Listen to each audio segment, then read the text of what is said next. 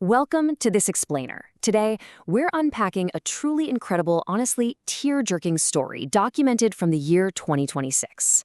We're looking into the Sweeper of Dreams, Ramu Kaka's hidden legacy. Look, if you think you know what real impact looks like, well, prepare to have your perspective totally shifted. Because this story is going to completely reframe how you define success, legacy, and true wealth. Before we jump into the details, I want to share a powerful quote that perfectly sets the stage for the extraordinary life we're about to explore. It goes, "The one who has made many dreams come true is the richest person." I really want you to keep that specific definition of wealth right in the back of your mind as we go through this, because it's literally the absolute core of everything we're going to uncover today. So our story begins on the narrow, bustling roads of a city called Kota. The year is 2026, and we're introduced to Ramu Kaka. He was an elderly, pretty solitary guy, and honestly, to the locals, he was only really known for a few distinct things.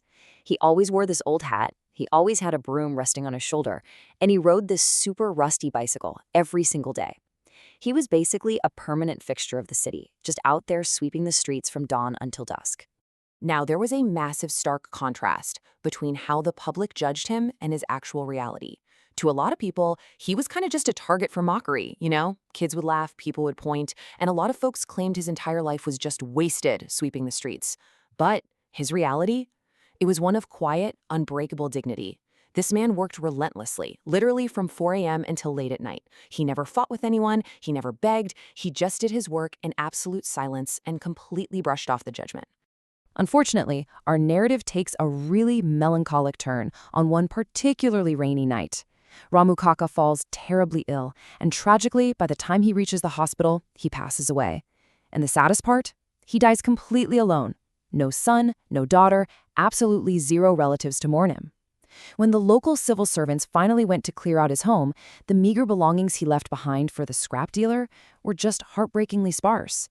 We're talking a broken couch, some old clothes, and of course, that rusty bicycle.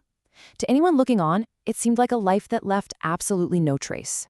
But right as his few worldly possessions were about to be hauled off to the scrap dealer, one of the workers noticed something. Tucked away down inside his bicycle basket was a small, locked iron box. Which, of course, leads us to the ultimate question, the one that changes this entire story.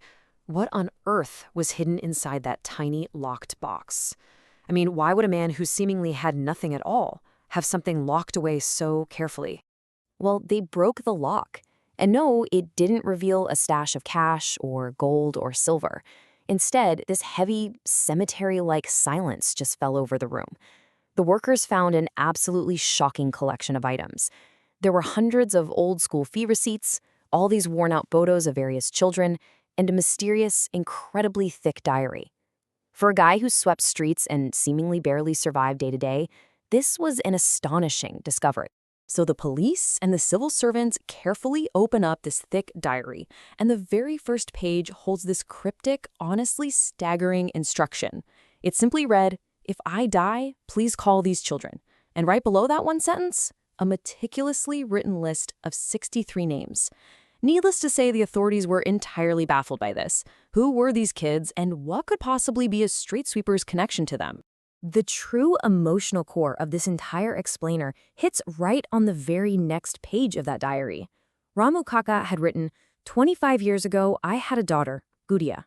He explained that she desperately wanted to study and dreamed of becoming a doctor, but he simply didn't have the money to pay her fees or get her medical care. He wrote, "Without treatment, my daughter died before my eyes." And right then and there, he made a solemn vow. He couldn't save his own daughter, but he was going to make absolutely sure that no other child would ever lose their dreams just because they lacked money. To make good on that vow, Ramu Kaka committed to a grueling, completely secret daily routine for 25 relentless years. Here's how he did it. Step 1, he'd be out sweeping the streets starting at 4 a.m. sharp. Step 2, once night fell, he'd go wash dishes in a local hotel, even taking on extra shifts during busy festivals.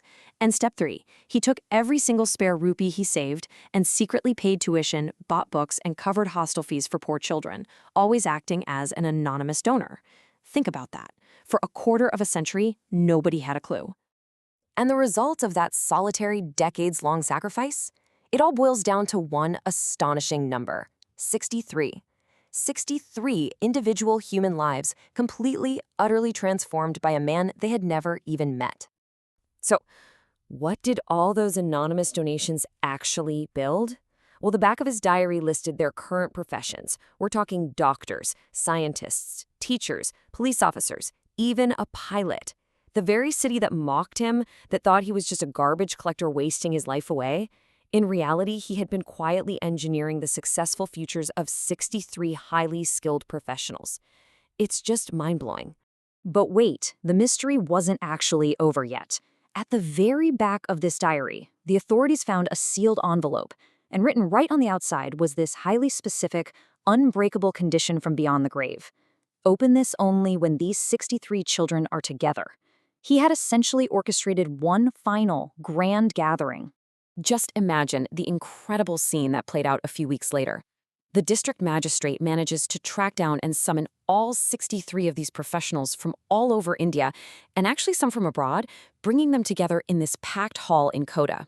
And get this, most of these highly successful people had absolutely no idea who Ramu Kaka even was. They walked in, saw a photo of a street sweeper projected on the stage, and just waited in absolute silence to find out why they'd been called there. First, the magistrate explained the story of their anonymous donor. Then, the envelope was finally opened. The officer read these incredibly heart-wrenching words out loud to the room. The letter said, "My children, you do not know me, but in each of you I have seen my daughter Gudia. I am happy that you have become self-reliant today." I mean, wow. Every single one of their massive life successes was directly, intimately tied to the grief and the boundless love of a father for his lost daughter. And instead of asking for monuments or statues, Ramu Kaka's final written request was just a simple, deeply powerful call to action. He wrote, "Do not garland my photo. Do not build a statue in my name. If you really want to pay homage to me, take on the responsibility of educating one poor child every year, so that no Gudia will ever again lose her dreams due to poverty." That single, humble request, it sparked an absolute movement. Let's trace this progression real quick, because it's wild. It all started with 25 years of Ramu Kaka's secret solitary giving. Then came the week of the big reveal, where those 63 professionals finally gathered together in that hall. Fast forward to year one, and they had immediately established a trust and funded the education of 500 children. And that brings us to today, where literally thousands of children are currently studying because of that very trust. His hidden, quiet sacrifice rapidly scaled up into a massive, unstoppable philanthropic engine. I really want to pause on this number for a second. 500. By coming together to honor the dying wish of a man they had never even met, those original 63 professionals managed to fund the education of 500 impoverished kids in just their first year alone. It's like the ripple effect of Ramu Kaka's simple broom strokes is almost unfathomable when you really think about it. Today, right at the entrance of that very trust, there's a beautiful tribute. Every single day, the thousands of children who are currently studying there walk past this quote. It says, "The unfulfilled dream of a garbage collector's daughter became the future of thousands of children." It just so perfectly encapsulates the legacy of a man who took his absolute deepest personal tragedy and transformed it into this boundless systemic hope for others. As we wrap up this explainer, I want to leave you with one final thought. You know, society so often judges a person's worth based on their clothes, their fancy job title, or the size of their bank account.